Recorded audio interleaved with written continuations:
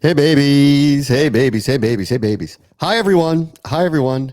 Happy Thursday. Game 2 tonight. Game 2 tonight. Callow, I'm going, man. Me and the Archman, we're going tonight to game 2. I'm Whoa, psyched. Yeah. whoa. Is that Archer's first playoff game? First ever Caps playoff game. Yes. So we're pumped. And after game 1, it was funny. Like he wanted to go to one, and I'm like, I'll take you to one. And I kind of pushed off going to the Montreal series because I was uber confident. And I'm like, you know what? If I'm going to either call in the favor or spend the money, it's not going to be for this one. I'm going to do one later because I actually felt very, very, very confident. And I'm like, after game 1, I'm like, you know what? I think we better do this now, just in case. Just in case. Not that I don't think they can't win the series, but game 1 was not a very good sign of where things are going, honestly. Well, you're also either banking on, if you're not going in the first 2 games, banking on paying for a game 5 or a game 7. And I know you're not paying for a game 7. No. So No. As you happening. might guess, I don't need to tell you. I'm not. I got hooked up to go to the game tonight. So, Sure. and I want to thank the people. It was people at Monumental that hooked me up. So I just want to say thank you to them publicly. I can't wait. He's got his Ovi jersey, fresh pressed. He's ready to go. I got to get mine back from my daughter so I can wear it tonight because I given it to her. I'll get it back. So we'll be all dressed up and ready to go. And I'm pumped. I mean, like, rhythms of sports are Caps win tonight. So I feel like we're going to the right one. You know, get this series back on track. I think you're going to see a more physical Caps team tonight for sure. And I do expect a bounce back. They're not wilting flowers over there. So I do expect a bounce back tonight, and I'm hoping that they get this series tied up tonight.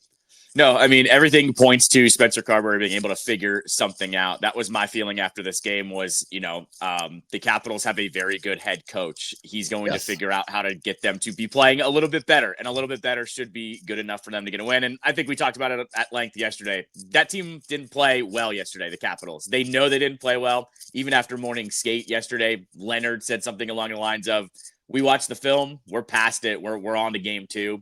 I have all the confidence in the world they're going to come out way better tonight. I met my first person yesterday, someone whose opinion on sports I actually really like, who actually was not a Carberry fan. I was the first person I've actually met. I did that too. I shook my head at him. I'm like, really? I'm like, I don't know, man. I'm like, this guy's got his finger on the pulse of this team. I don't like every move he makes. He should be the coach of the year. I don't know, man. But it was the first one that I met. Boy, you lose a big playoff game at home, and people will very quickly start to question you. It was the first one. I won't say who because I don't want to embarrass them. But like, it was the first time I met somebody who said, I know I'm in the minority of this, but I'm actually not a big fan of his. And I'm like, you're the first I've come across like that. And I'm like, and by the way, I love him. I think I said it from day one. I'm like, they got the right guy. I can tell they have the right guy for this job. I think they have better closers, the Caps do. The Canes have a better team and certainly outplayed them the other night. So we'll see. What can I ask? Was there actual reasoning, or they just didn't like the guy? I didn't get that far. I kind of shut it down. I was like, I don't even kind of want to hear this. This is a bad take. It was really my opinion on it. Was like, I don't care. I don't even want to hear it out. Like, I think it's just a bad take, honestly. Let me just tell you this on the surface. I have no inside info on Carberry, but go look at the locker room videos of when they win or when they win games, and the way he talks to the players. He is a player's coach, and just go look at his demeanor compared to Peter Laviolette or Todd Reardon. I'm not going to compare him to Trotz because Trotz was a different coach than those two and even different than Carberry. But Carberry has his finger on the pulse of this team, and I have no problem with pretty much any of the moves he's made too. He has not really made a bad move in terms of the lineup. So yeah, that's a weird take. Like, I don't know why you wouldn't like Carberry. They brought in a million different people. There's a little bit of Dan Quinn here. They brought in a million different people and they all worked out. Well, that's the coach too. Like, that's the culture of the locker room. That's the front office selecting these people. And that's the coach. Like, what, Pierre-Luc Dubois didn't show up here with massive baggage and didn't end up having a really good season here anyway?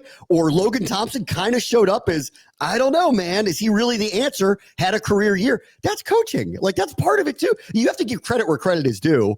And I think that their success largely has to do with a lot of factors, but he's a big part of it. So I just kind of didn't want to hear it, really. The year actually that I'll point to is not this year. It was last year. They were not supposed to make the playoffs last year. And I get it. A lot of teams were losing, but he willed a roster that was very broken into the playoffs with a backup goaltender. Yeah, they got swept by the Rangers, but like that was the year where I was like, oh, we're good. Revamp this roster a little bit. He's going to be fine. And by the way, go look at what New York was, the 1 seed last year, and it imploded on them somehow in a couple of months at the beginning of the year. And now look at what he did with the Caps. They literally flipped places, and the Caps are the best team in the Eastern Conference. Yeah, so I think that's a weird one. That's a really weird take. I wanted to get my red shirt that says "I love carbs." I wanted to get that. Well, I should have had it made for tonight. Should have, yeah. Make it for tonight. Yeah. All right. No, you should have been "Let's go carbs." Let's go carbs. I do like that. Let's go carbs. CARBS. Carbs. It's also what I chant before a marathon as well. Yeah. Let's see. All right. Let's tell you what's going on here. Other side of town. RFK latest from our friend Eric Flack at WUSA 9. I had a pretty good piece about it the other day. Here is finally a little bit of the resistance, but I would describe it to the deal that was announced, about 10 days ago down at the National Press Club, that the Commanders were going to put up $2.7 billion, something like that. Somewhere in the neighborhood of $1.2 billion of public funding over time would be agreed to by the city to make this happen. The stadium goes up. It's not just the stadium down there. By rule of what they got with the land, there has to be housing. There has to be public park space. One of the big beefs that people had going into it was there's not going to be a lot of parking on site, probably for about 8,000 cars. By comparison, that's about a quarter of what is down like at Northwest Stadium, which is a normal, huge, massive acreage site where there is a lot of parking around it. So I did read something where they're working with, DC Transportation to put garages throughout the area to try to help with that. And settle that. I think people are just going to have to get used to a very different game they experience. If you're used to tailgating, the tailgating is going to just take place somewhere else. So you just have to figure that out. I actually don't think in the end that's that big of a deal, other than the constituents who live down there who go, and where is everybody going to park? Because we kind of don't want them on our lawns. I will hear out those people on that complaint, right? Like, because if you don't have a place for people to go, they're going to find a place to put their cars. Not everybody's going to take the metro, right? I think it's easy to do that, but not everybody's going to do it. So they got to figure that part out. But the first level of resistance to the overall deal, we're finally here.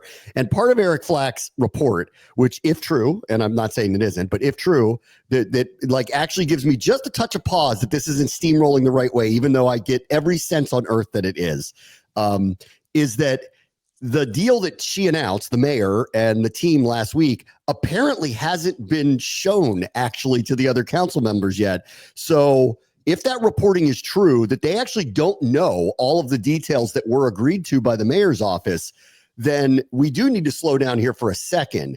And the city council is not going to greenlight something sight unseen. So that was the one piece of this that when I read that, I went, oh, because she put a deadline on them on the hopes that it's about 2 months, like somewhere in the middle of July. She wants the DC City Council to pass this so that by the winter, they're breaking ground to get on the timeline to have this thing done for kickoff 2030, right? That's what they're trying to do.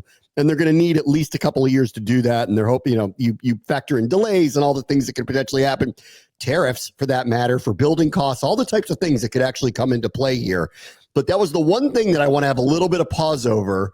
And I'd like to hear some reasoning behind that. Why haven't they seen all the details yet? If you're trying to get them to green light this, I think they got to get this in front of the city council and let them nitpick their way to whatever they want to nitpick, because that's Muriel Bowser actually said that in this piece, like, are you open to some changes? And she was kind of like, not on the broad strokes, but, tweaks here and there are fine. That's normal. But to get even to that point, they need to see what they're looking at. So hopefully that changes in the very near future. That was kind of was going to be my point. Was my guess is they're tweaking some things before they present it. And as you said, there's like 2 months to go. So there's some time here for them to figure some things out. I also, saw, I think it was in greater Washington, they had a whole financial pushback. There were some things I agreed with, some things I disagreed with when I read that article about it. But my guess here too is the team, the city, everybody that wants this to happen, they were probably waiting for some counterpoints to come out to make sure that, all of their I's are dotted and T's are crossed as well. So that's all I kind of figured it was before they hand something over for them to review, it was, let's make sure we have everything kind of settled in, because I think this is, as we know, it's very, very important. And I don't think they want to screw anything up. And I also think they want to present like the strongest first argument that if, yeah, they need to figure out some of those little things, that's going to happen. But I think they also want to make sure, let's get this through and we'll figure everything out. Yes. I mean, the quote from Phil Mendelson, the DC City Council chair, in the report from Eric Flack was that he's open to a deal for the stadium, but then, quote, I'm optimistic that we, the council, can make a better deal for the city. So again, that is very tepid pushback to the whole thing, honestly. Like, there are a couple council members of the 12 that have raised their hand and said they will not support really anything that benefits billionaires. Like, that's their whole thing. And so you're not going to convince them. So they need 7 of 10. They already had 4 on the record that were, including the Ward 7 council member, that were in attendance at the, there was a 5th that didn't say they were definitively voting for it, but was basically green lighting. I want to have a project like this. I just need to look at the details first. But assuming that the details are okay, I'm willing to go through with it. So there are 2 out of 5 left. So the odds are in their favor. You're not hearing a ton of resistance. Like, I think this is happening. But, you know, like all the politicians, they have to get their say in, and they have to think that they're doing, you know, they have to tell their constituents, this is fair, that they're doing what they believe is in their best interest of their residents and of the city, and they need to weigh in on it. Mendelson saying he's open to this, but I need to see it and need to get a couple of tweaks, tells me this is going to happen. But will it happen on the timeline they're talking about? Well, they got to get the deal in front of them. And once they get the deal in front of them, I'm sure then the council members who are at least questioning whether to put this forward will pick out whatever 1 or 2 or 3 things that they go, this needs to be fixed. And hopefully all sides can work on that, get that done, and we can push this over the finish line. Yeah, and I would say this too, like the reason you see Phil Mendelson also probably a little bit more on board with this is because there is nothing at RFK. Like, they are not going to be, you know, getting rid of residents in a certain area, right? Like, there was some pushback in Navy Yard with that, right? Where people were living there. People, you know, can't afford, they have to move out of that area.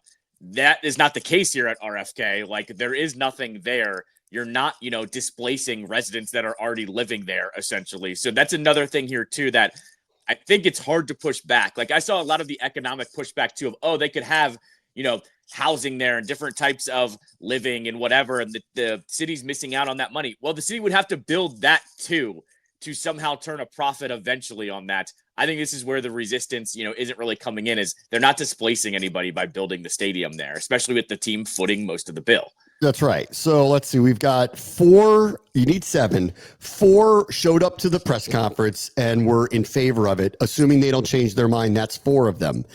Council members Robert White Jr., Matthew Fruman, Janice Lewis, George, Christina Henderson, Zachary Parker. None of them have weighed in at all. They haven't said anything, but 2 of them, and I'd seen 1, but apparently it's 2 of them, have publicly supported doing something like this post the announcement. They just haven't committed to doing it. That's 6. So you're 1 vote out of the rest of them away, and Mendelson's not going to be against it if he feels that the public wins are to do it. He's just going to argue, let's get a better deal. So I still feel like, and I know you shouldn't count any chickens with the DC government getting these deals done or any of these types of deals. Go ask Ted recently about this. Don't count your chickens on any of this stuff. But it really feels like there is so little public resistance that it is going to happen. And maybe you're right. Maybe they're just holding out saying, this is what's in it. What would I need to change about it to get you to vote for it so that when we put the first real proposal in front of you, there aren't a lot of arguments about this. So I do feel like this is happening. It's just a matter of time. Yeah, to me, it's been no nonsense this whole time with Josh Harris. Like, I think, you know, I think I go back to, and even Adam Peters brought it up on McAfee, you know, when Harris said, I'm not an F- guy. I think Harris is going with this. I'm not a 5, 6, 7 draft type of guy. Let's get as much as we can in this first one with these guys and try to get it done. Is it going to get done in one shot? No. Like, we know how this works with the government and with these voting and all of this stuff. But I think what Harris is probably saying behind the scenes is, let's, like I said, dot our I's, cross our T's, make sure everything is as good as we can make it this first time around. And that way we don't have to kind of BS around after that first draft comes out. Yeah, it's so interesting. Like, I think the other thing that really just tells me this is happening was, like, what Wes Moore wrote a week ago, letter to, like, we know this is happening. But we also believe that this ownership group is going to invest in the site that was Northwest Stadium now, so that when the day comes that they stop playing there, we're going to do something that's right for the community, right for the team, right for everybody to make this area better. And he said it was a non-threatening way of saying promise, but we believe that you will. Muriel Bowser talked often during the press conference about this is a massive investment in our city. Yes, there is a public subsidy here, but don't lose sight of the fact that this group is trying to invest in our city. And it's this kind of understanding that they're going to continue to and be whatever way they can. Obviously they're trying to make money too, and they're going to like make money on this, and this is good for everybody, for their business as well, obviously. But like they're trying to at least paint a picture that this ownership group have some benevolence and has some city pride attached to what they're doing. And I guess we'll find out over time if that's the case. That really became the legacy of Abe Pollin when he moved the teams, the Capitals and the Bullets back down to Washington, D.C., and altered that part of the city. There was a tremendous amount of benevolence that was attached to him, and it was something that kind of lingered with him as what ended up being his reputation. The team didn't win very much, the Bullets. The Capitals were competitive, but didn't win very much under him, but they were competitive. The Bullets didn't win very much under him, but he had a very good reputation for what he did for the city. And I think they're trying to lead down this path, and this will be up to this ownership group to do this for real. But I think there is this air of, yes, these are very wealthy people. Yes, this is extremely beneficial to the NFL, their bottom line, et cetera. However, to propose to you that they do have the best interest of our region as well, and they're showing that with their pocketbooks here, whether they're raising the money. Time will tell whether that's the case, but they are trying to make that case right now. No, I mean, I would say this too, like what Abe did by doing that, he kind of let the heat off of both of those teams that weren't good. I wouldn't say the Caps have had playoff success, and they never won a cup under Abe. But I think what happened too is people did not put the fire up on those teams either because of kind of how much of a philanthropist he was by bringing the team into the city, and it benefited everybody around there. And Chinatown, I think this team is probably trying to do that little bit of the same thing, right? Like, I think we talked about it best last week at some point where, it's not about when something happens, we go all the way to the mug and then talk about every single little bad thing that has happened over the last 15, 20 years with this franchise. We're not doing that anymore. I think that's what Josh Harris is trying to do here.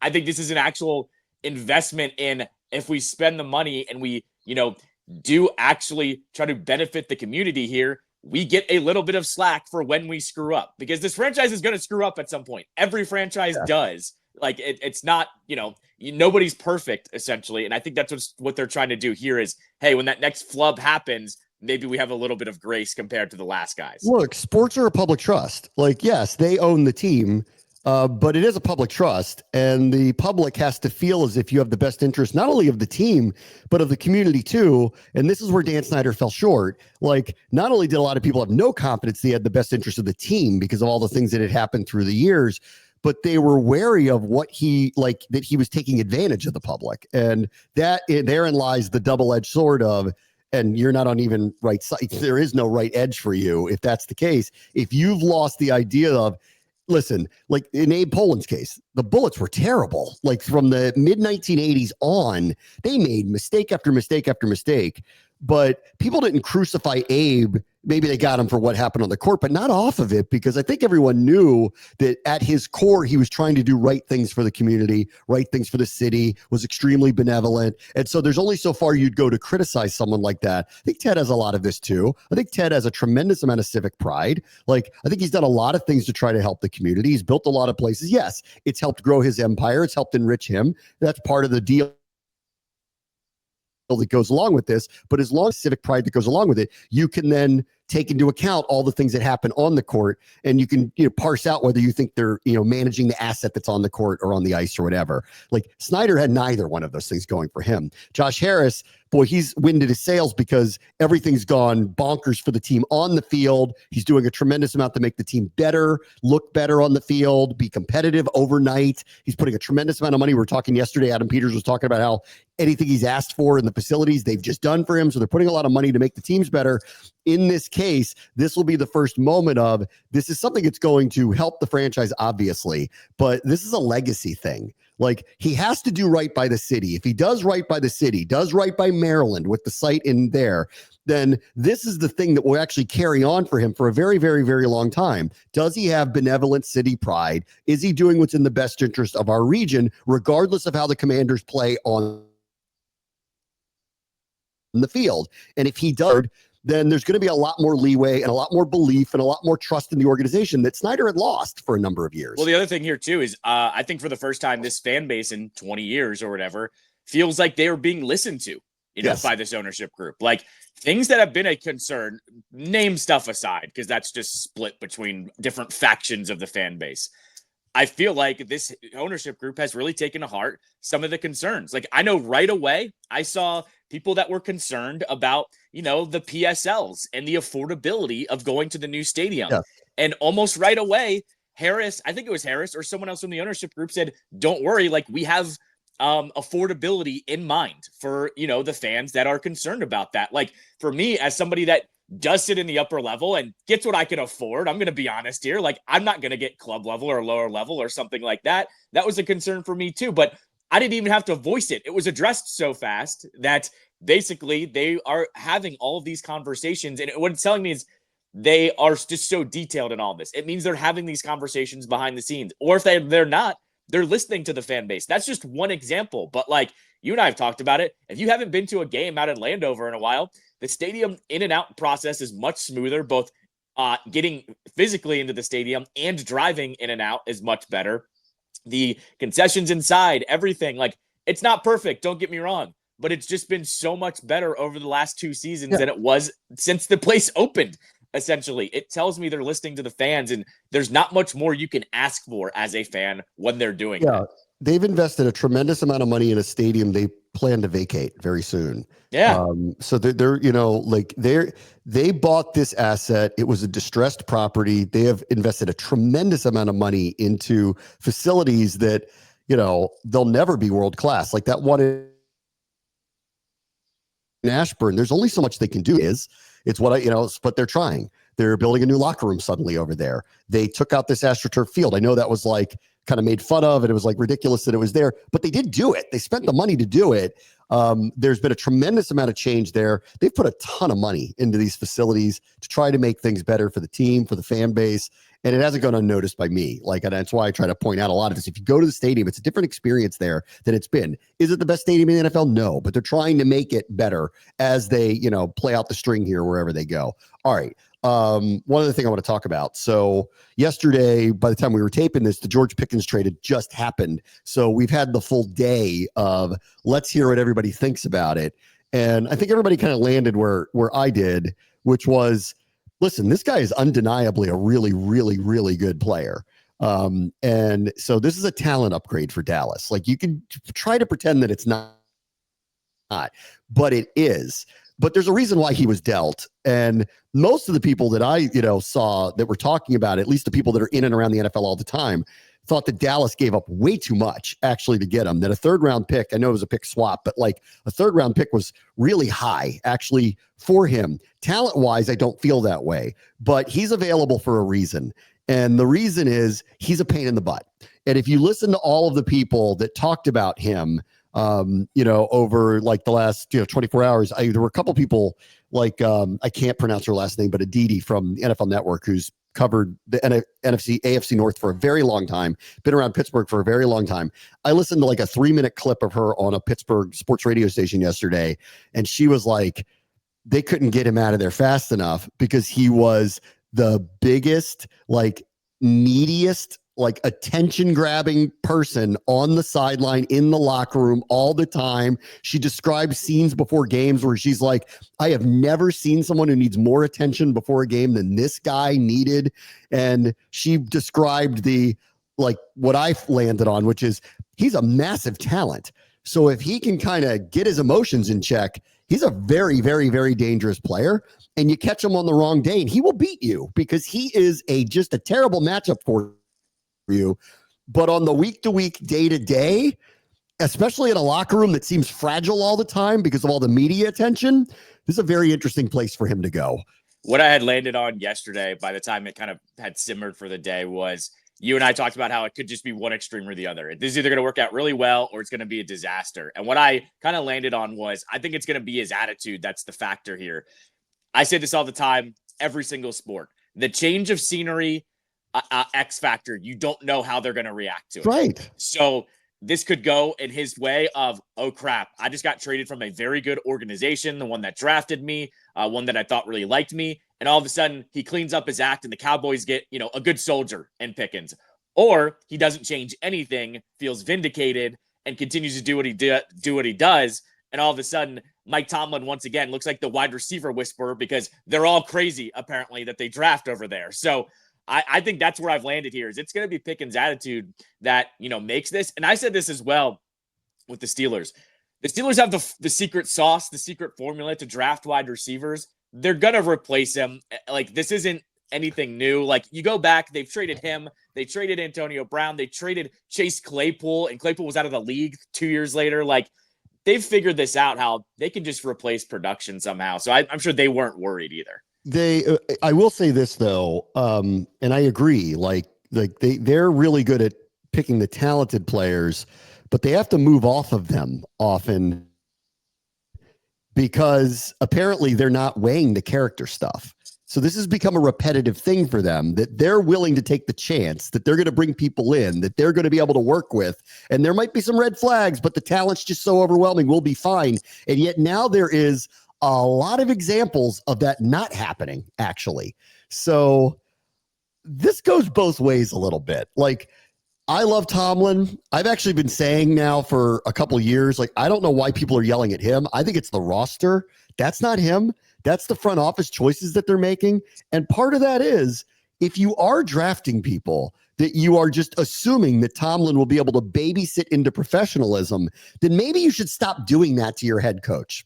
Maybe, right? That said, Pickens is an amazing talent. So I get why it's hard to turn someone like that down, but they now have a litany of examples at the same position where it feels like they've told Tomlin, oh, he'll be fine with you because you're the guy who fixes people like this. He's probably going, can you get me some pros in here that I don't need to babysit all the time?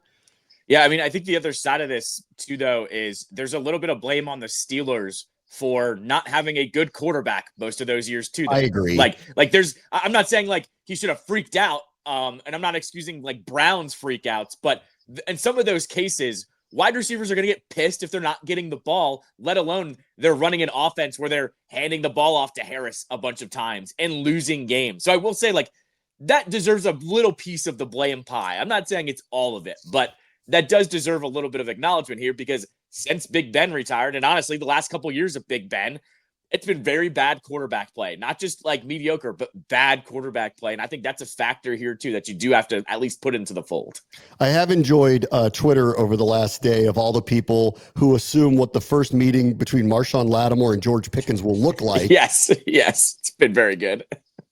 Before play one. Those have been very good. One other thing on Pittsburgh, which I thought this was an interesting theory, and I guess there was a quote-unquote source that told a real reporter this is actually plausible, that the reason why Aaron Rodgers hasn't signed with Pittsburgh yet is he wants the schedule to come out first because he thought, and I guess Pittsburgh maybe thought, if he signs with them early, then the schedule makers will put him in primetime a million times like they did with the Jets. Remember the first year they were in primetime a million times. He got hurt, unfortunately, but like, so he doesn't want that, which is, yes, he does.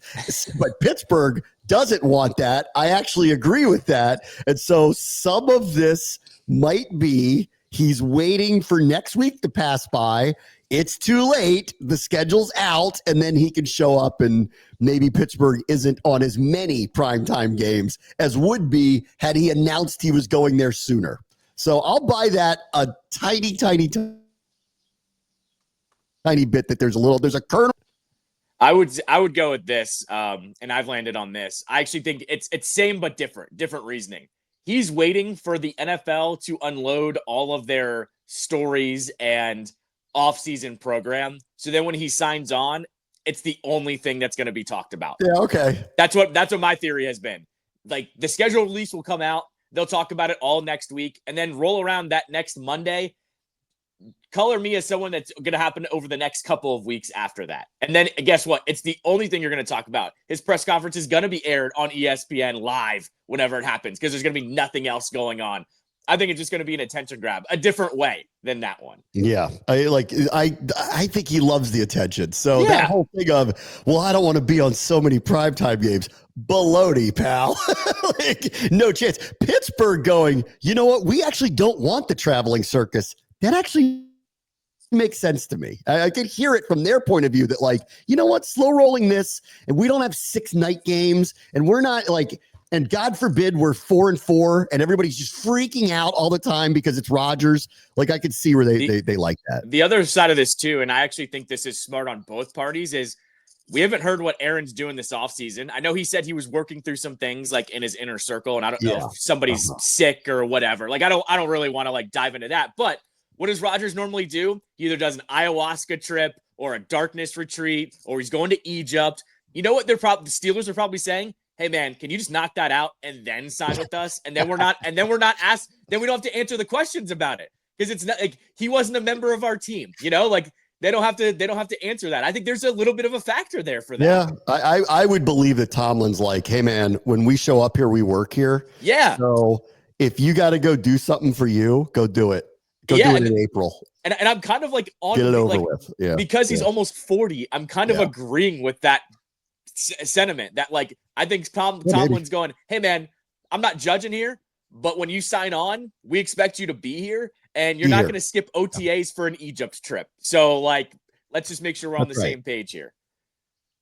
We're not going to have a 3-day astrology jaunt to Peru. That's right. It's not happening. That's right. Like, we're going to practice to play the Ravens. So we want you here for that. We want to know that you want to do that. I don't want to hear about Blue of Earth once you sign on. None of it. Yeah. I don't want to meet her.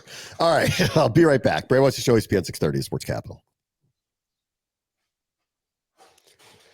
All right. Welcome back. I got to ask this question because Front Office Sports asked this question because I actually think this is getting overblown a little bit. Bill Belichick, does he have a PR crisis? Would you call this a crisis? Did he had a weird interview with CBS where his girlfriend, who's a lot younger than him, she disrupted the proceedings so much that they actually showed it.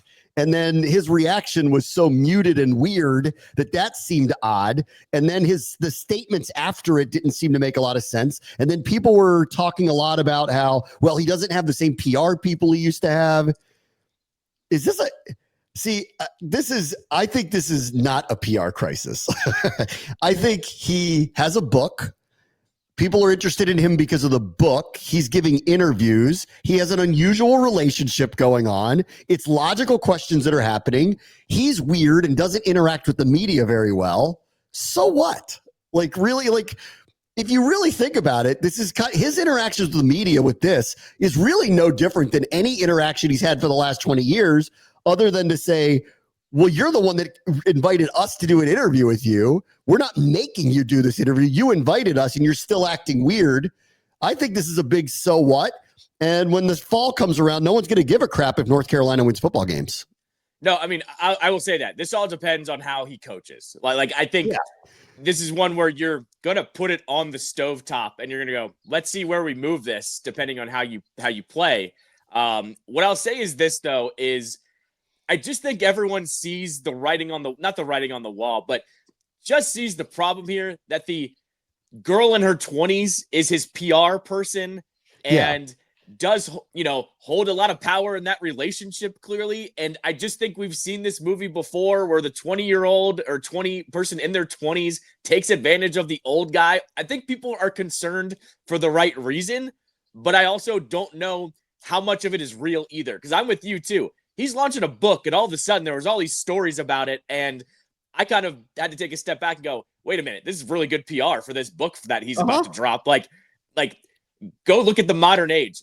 Books don't get promoted that well. So like there is a little bit of a factor there where I do think it's a little bit because of the book thing. I will say though, having the PR statement come out afterwards was the weird one for me because they could have said nothing and that would have went full Belichick. He doesn't have to acknowledge what was said or talked about or whatever. They could have just let that simmer. And I thought, the news cycle, it seems that actually they understand that even the controversy is good for the book sales. This is what I'm saying. Like, I don't think they're in a PR crisis. I think he's weird with the media, always has been. He's very guarded, strange. You ask him any question he doesn't want to answer, he gives you an extremely awkward answer. He clearly doesn't want to talk about his girlfriend who's 50 years younger than him and who seems to have a lot of control over what's going on. Like, that's a weird story in itself. Like, the only thing I would say about it is this, like, if he indeed, and I believe he does, wants to get back in the NFL to break the all-time wins record, or because he believes he belongs there, he wants to make a case like Brady did, like, I can win somewhere else. I think this is where this whole thing might be a little strange, because if I'm an owner of another team, I would want to ask, what role is this 24-year-old girl going to have in our organization? Because we're kind of not down with that, Bill. So I think that's where PR crisis is more internal for his next job, which I believe in his mind is after he has a good season at North Carolina, he gets plucked by an NFL team again. Like, that's what I think happens, or at least in his mind. This is where I think he has a PR crisis, not outwardly. They're trying to sell books. He doesn't. If he cared what people thought about him having a 24-year-old girlfriend, he wouldn't be posting on Instagram about her. Like, he doesn't care. He doesn't care what people think, really. There is another factor to this too, though, where, okay, if you want to get to an NFL team, you know what part of the question is going to be? Well, is she going to be involved? And you know how these owners are. They're going to be like, she's going to be treated like every other girlfriend and wife. Like, we'll get her in the box, we'll get her in the building, but she is not going to be a quote unquote part of the team.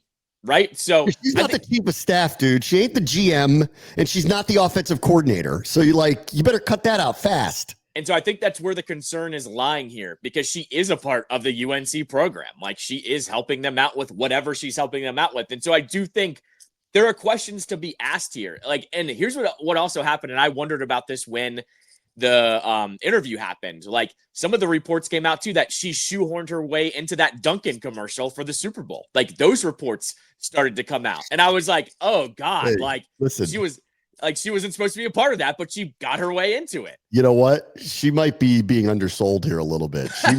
She might be a brilliant genius. Watch out. Like, you better watch out here. Like, I think no. Like, that's already a factor to me. I think she is super smart. Like, I think she does know what she's doing, but everybody's looking at it by going, you're taking advantage of the greatest coach of all time. Like, we're a little uncomfortable here. Like, I think that's where everybody's landing here. So, like, to your point, PR crisis, no. Well-being questions, though, that's what I'm asking on this one. And here's where I'm going to land. Honestly, this is how I felt for a while. If they are not engaged, not married, and she doesn't have his kid, honestly, Bill, do whatever the hell you want at this point. Like, that's the other part of this too. Like until there is actually some kind of legally binding thing between those two, you can't be that concerned yet. Because guess what? I talked about this a little bit a couple weeks ago with somebody. We've all seen the one friend date someone that you go, that's going to go down in flames. Yeah. That's going to be a bad one, but they need to learn their lesson on it. That's what this one's a little bit like it too. I can't remember. It was one of those sites. I think it was Babylon Bee put out, like those, they're like an Onion type. I think they're a conservative version of the Onion. Their headline was, whatever her name is, leaves Bill Belichick for Lou Holtz. Yeah. Right.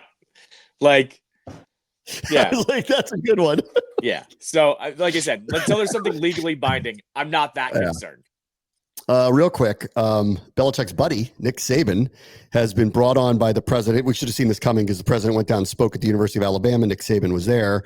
And they are going to bring in somebody to basically study collegiate sports and the situation with the money. The fearmongers of the sport, or those who are for, the players should make all the money, are worried that somehow that's going to get reined in.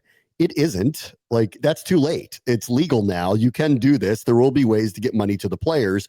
What they're asking them to do is figure out a way to make this equitable and less chaotic. And I think the first thing that's going to happen is this portal situation is going to get clarified. These schools need to come together, the conferences, and go, the portal is from this date to this date in the off season. That's it. Okay. Period. You can't do anything. Like, you can on the side talk to people. You can't go anywhere. Like, that's it. And secondarily, I would just offer this up, and I wonder if Nick Saban would agree with this. I think we just need to start having contracts. like in the NFL, like, or the NBA. You sign a deal. It doesn't mean you can't get out of it or you can't be traded, but like we got to have contracts here, because I think, just as a fan of the sports too, I agree. It's too chaotic. It's too Wild West. It's nuts. I don't know who's on what team anymore. If a coach leaves, God forbid, the whole thing gets turned upside down. It's crazy.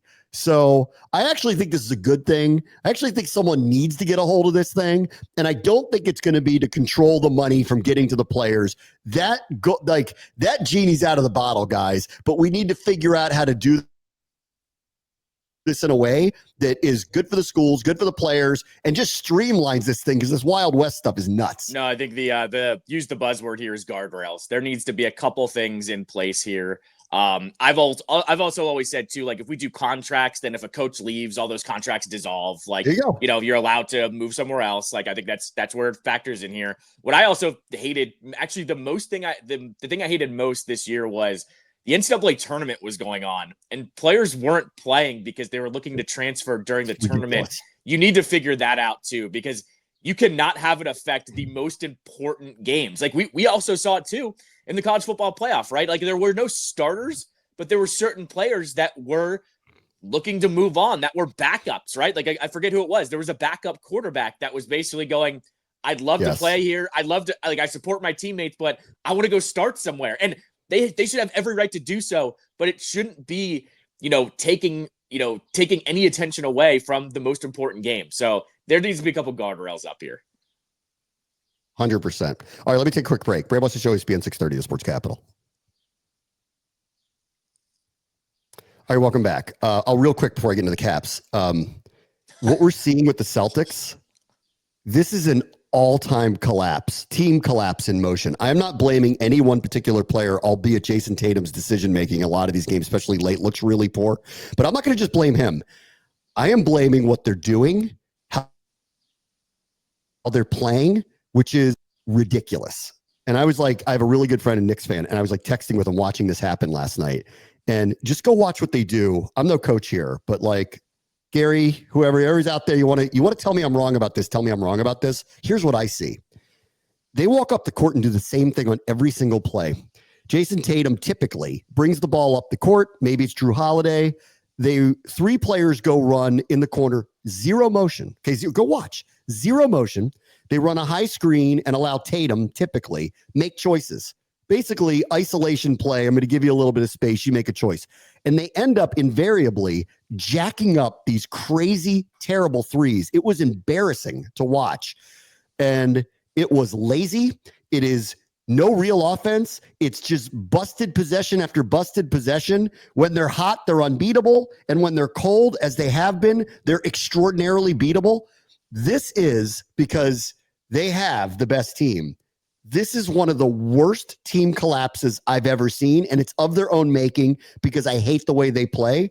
It's lazy, it's unimaginative, and it's terrible. They're not running an offense, and they're jacking up these threes, and their three-point percentage is low, not only because they're just missing them. It'd be one thing if they're missing open threes, which they were a little bit last night. They're throwing up crazy shots, and they're missing everything or barely hitting front rim or throwing up air balls. It's absurd to watch, honestly. I think the craziest thing, though, is in both of these games, they've been up by 20. Like, that's actually the most ridiculous part about all of it, is that they've had both of these games ready to go. Because they have a way better team than New York does. Way better. And no disrespect to them. Way better team than New York does. Well, I was going to say, though, this is already, I don't know if you saw, the NBA does the most clutch player. Brunson won it this year.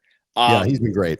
Brunson reminds, there's very few people that remind me of this. Brunson reminds me of Gilbert Arenas, just in oh, you want to let me get hot? Watch me get hot. And when you already realize he's on fire, it's too late. And in both these games, he's daggered them to death both times. That's a guy that once he starts to get it going, you cannot stop him. That's been the factor here too, is he's kind of oh, you're going to start slacking off here. Watch what I do. And they've erased the deficit in both games. They end up losing this series. There needs to be serious fallout. This is a team collapse like I haven't seen of a really good team, and it's on them.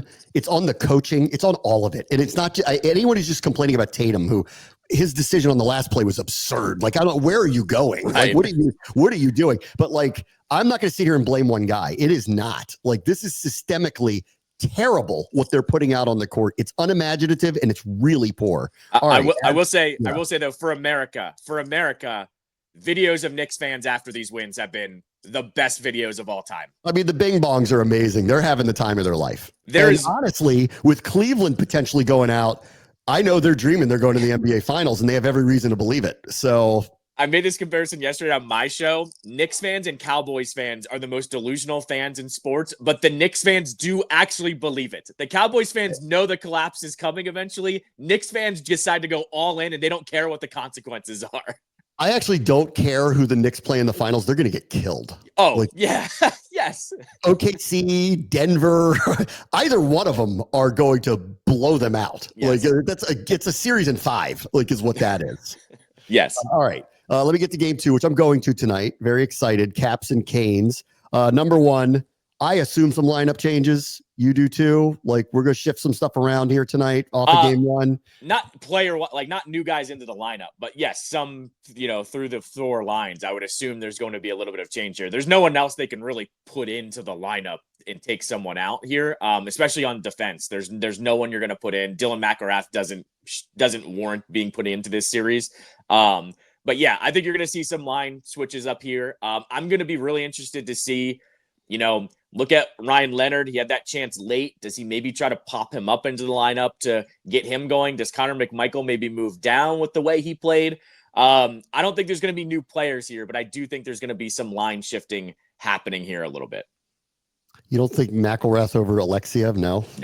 McIlrath is purely a physical, if he's got to get into a fight type player. He's not better. What about your guy, the Bear? You going to bring the Bear up? He hasn't played in a Caps uniform all season. He got called up from Hershey after the playoffs. I don't think he warrants being put in. Yeah, I'm not trying to go crazy here, but like they need to shake it up a little bit. Like, cause that was bad. Like that was really, really, I like I said yesterday, I don't mind the volume. The volume was way, way, way off the charts and lopsided. I don't mind it because the vast majority of it, it's just shooting gallery stuff, and they're nowhere near the net. And I trust our goaltender the way that he's playing right now, like because they're not going for quality chances. They're just mucking it up. Like they're gonna out hustle you, outplay you, throw it at the net, cause mayhem. Couple go in, all of a sudden you're in trouble. I get it. Like I totally, I get it. And so the volume doesn't bother me, but it was the amount of time in the zone, the losing on their forecheck consistently, very few quality chances on the other end. They were here and there, just not enough overall chances. They were just wildly outplayed. That score is not indicative of how badly they were outplayed. I expect a difference tonight, obviously, but I did kind of expect off of that outplayed, you got to shake it up a little bit. And I'm expecting something to get shaken up just a little bit tonight. You got to remember, Carberry doesn't panic like that. He's not a head coach that's going to do these wholesale changes. If they go down 2-0 tonight and they lose 4-0, yeah, expect some changes to happen. But I mean, this series is over if that happens. Like you forget. That's probably why you try to get a change up here. But Carberry doesn't play that game, and I think the no panic of doing that helps a little bit more than making any of the lineup changes that you mentioned there. That's what I would say here. If Alexiev gets caught up again, yeah, maybe you scratch him for Bear or something like that. But I don't foresee any real big lineup changes happening tonight. All right, what do you think tonight? I think they bounce back tonight. I think that whole team, the message yesterday at morning skate was we're past it already. And I've said this since pretty much October and been telling you this locker room's really tight knit. The team chemistry has been really, really good. I don't think they're going to let game 1 phase them at all. And I think same thing. If they're physical again with Carolina, they can, not chase them as much and hit them a little bit more. I still really like their chances in this series. Carolina does not have a physical presence to match them. I talked to you off the air after we got off yesterday it was yesterday where there was actually a play I didn't say on the air or talk about was Ryan Leonard going after Brent Burns. Brent Burns is 40 years old. Leonard is 20. He was going after a guy double his age. That's like a legend in the league. That was a little bit of a spark that I went, okay, this team, they know they have to poke the bear a little bit here. And if they keep doing that, I think they'll be okay. Carolina will bite at some point. I think this game's going to get a little loose. I think it's going to be very physical. So I actually expect scoring tonight. 4-3 Caps. That's what I'm going to call tonight. 4-3 Caps. I'll lower it a bit. Let me go 3-2. 3-2 tonight. 3-2 Caps. Yeah. All right. Sounds good. We'll review it tomorrow. Brad Boss Show, ESPN 630, the Sports Capital.